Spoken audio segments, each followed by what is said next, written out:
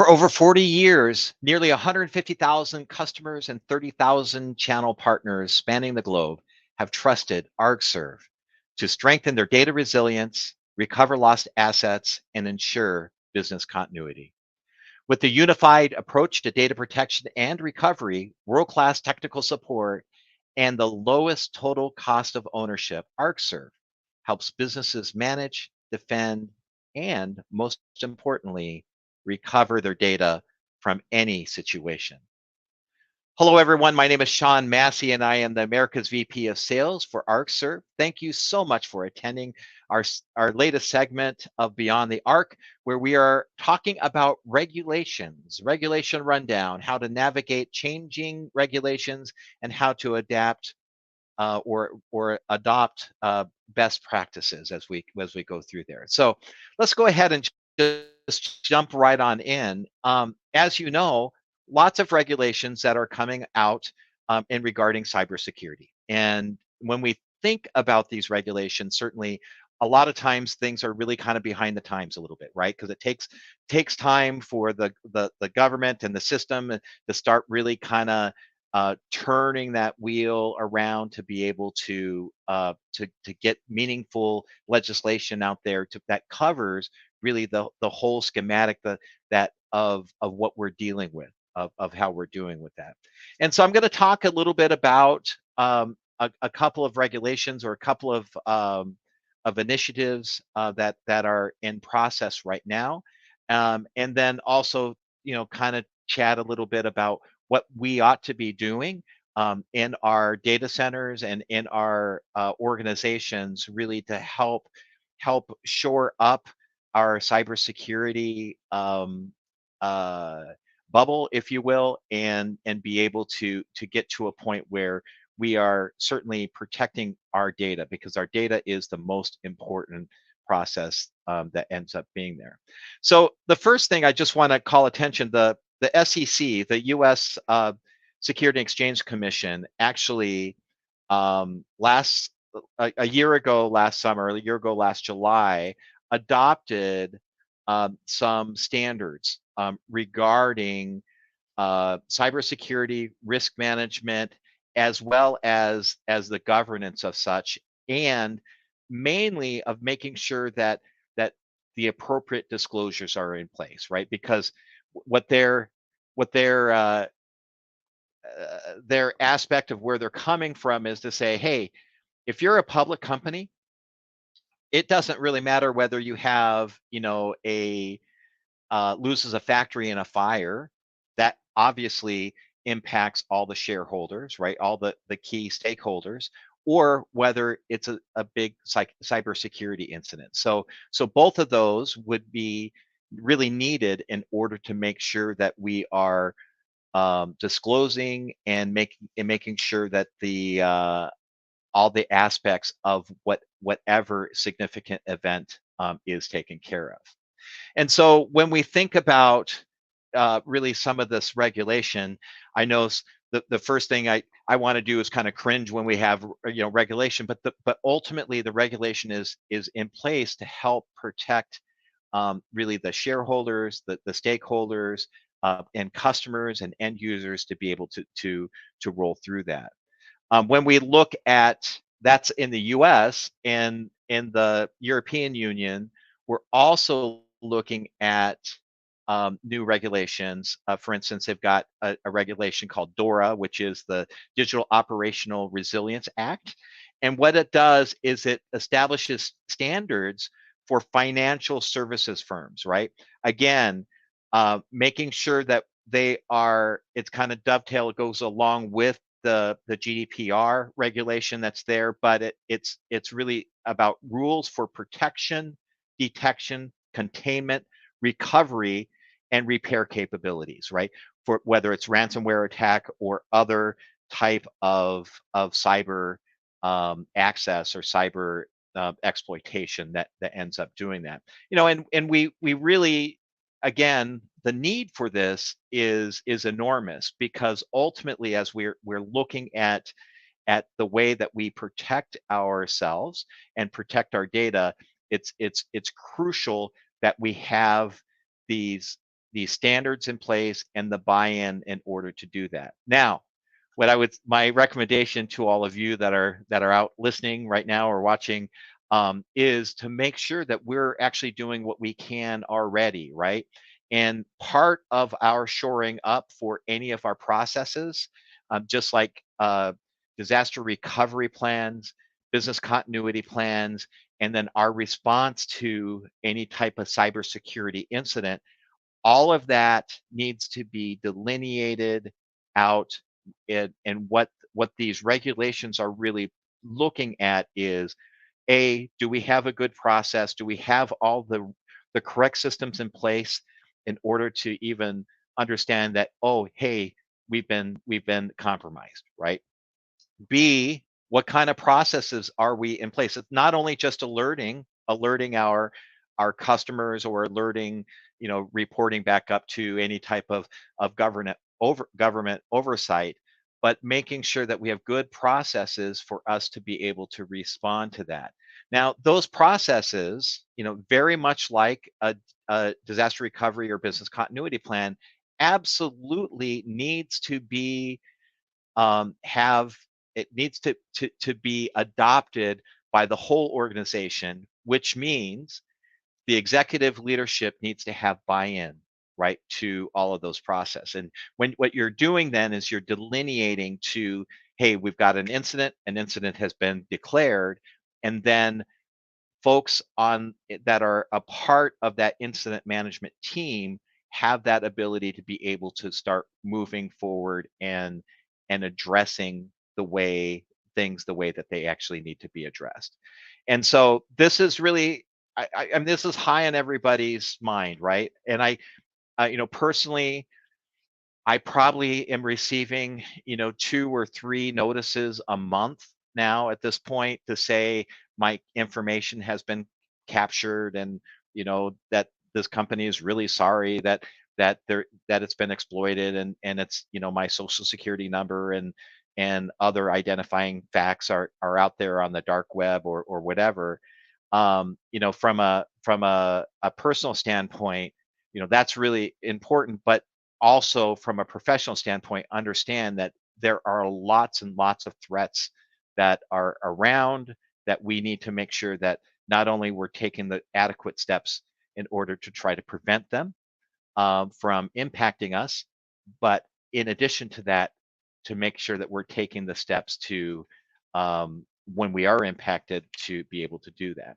Now, one item that is not necessarily part of regulation, but I think it's a part of the good conversation, is contacting your insurance carrier for your insurance, right? Because the cyber insurance carrier is going to delineate and have specific items that need to be done, right, in order for you to be insured. And it's really good that you stay abreast of all of those that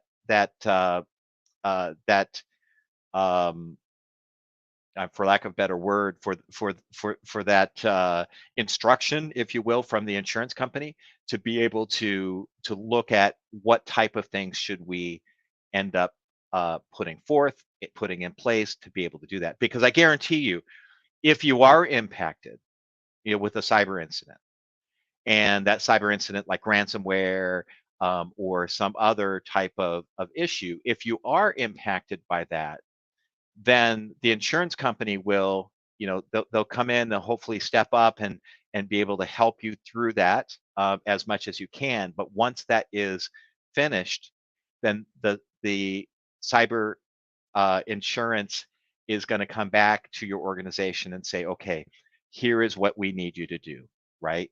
And I think what's really important to know is that insurance is really is meant to help you recoup what is lost, right? And often we don't necessarily recoup everything that's lost, right?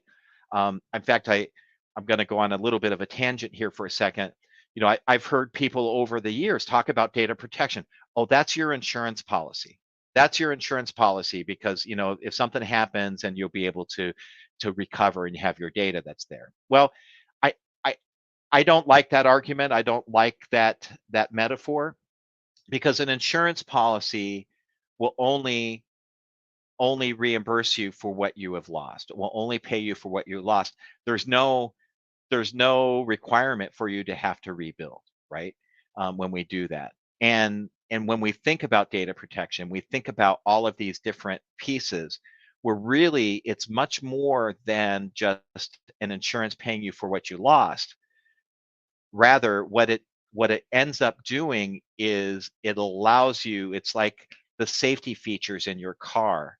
If you get into an accident, allows you to walk away, right? So if you have a cyber breach, these regulations, the insurance requirements that you have will allow your company and your organization to be able to continue and thrive as a business and be able to do what you need to do. What you don't want is to be all of a sudden think, oh, this is our insurance, and then all of a sudden, boom, you have a cyber incident, and from a data standpoint, you can't get your data back, right? To be able to roll through that. And I think we're seeing within the regulations, we're now seeing, um, you know, the the government in the world, around the world, right? The governments are actually starting to get caught up a little bit on that.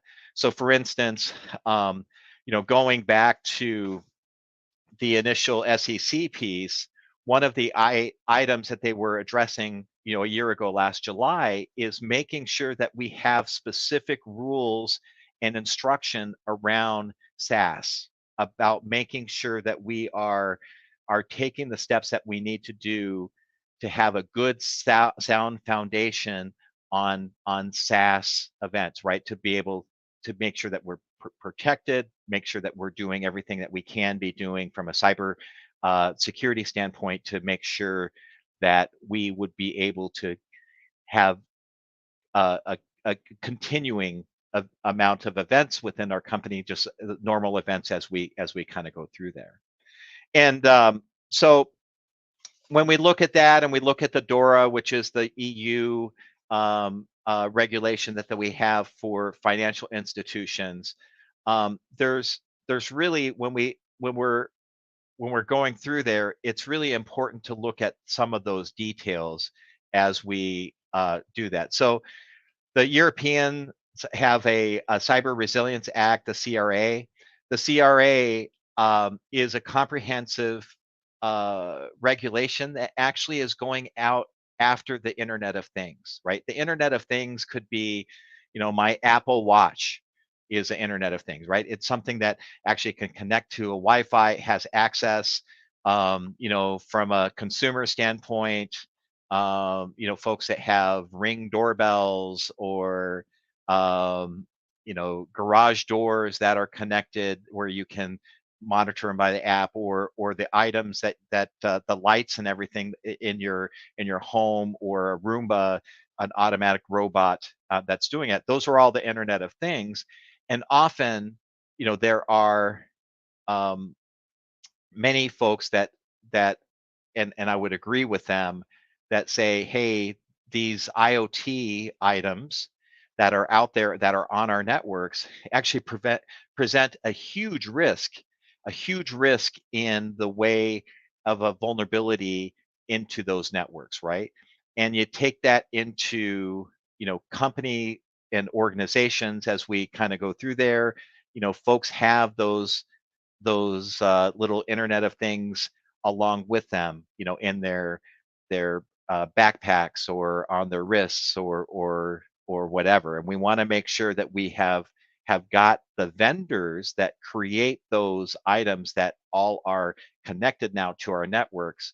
What the CRA, the Cyber Resilience Act in the EU is doing is saying, hey, here is a base level of information that you need, not information, but the base level of design, so that we can have a good, solid platform, a secure platform, so that we can reduce the likelihood of some of those vulnerabilities. So, as we continue just to look at this, I here are my recommendations for you. Number one is it's important just to make sure that you're up to speed on any regulations that kind of come out. Even if you're a private company and you're not required to go through there, I will tell you, it is very painful to recover from a cyber event, right? Very painful and very costly.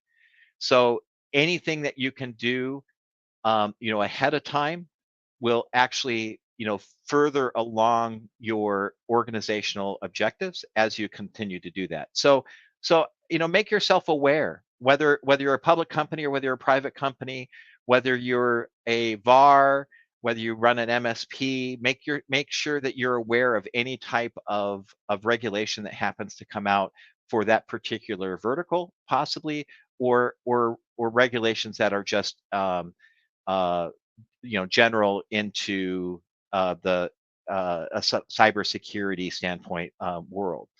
I would also make sure that you're checking all of your insurance policies, right? Take a look at the fine print of the policies to make sure that you are in compliant with that. Because if you do end up needing to engage your insurance company, you want to make sure that that goes as smoothly as possible and make sure that everything ends up being covered.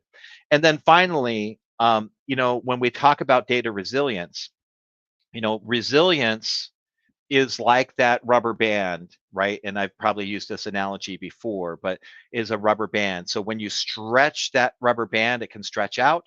Hopefully it doesn't break. But when you let go, if that rubber band is resilient, it just snaps back to its initial piece. We need to look at the resilience part of your data operation, right? So that could be a part of your data protection, that could be a part of immutability, that could be a part of your air gap piece that you will do. Make sure that we are number one, doing all those things that can make us resilient, and then finally, number two, we want to make sure that we're testing those to see really how quickly our resiliency can end up come together. So that's what I have for today, and I thank you very much for tuning in. And we'll be back in a couple weeks with another topic. But remember, data is certainly the most priceless thing that we have. So protect what's priceless, and remember that data resilience doesn't just happen. Thank you, everyone, and have a good rest of your week.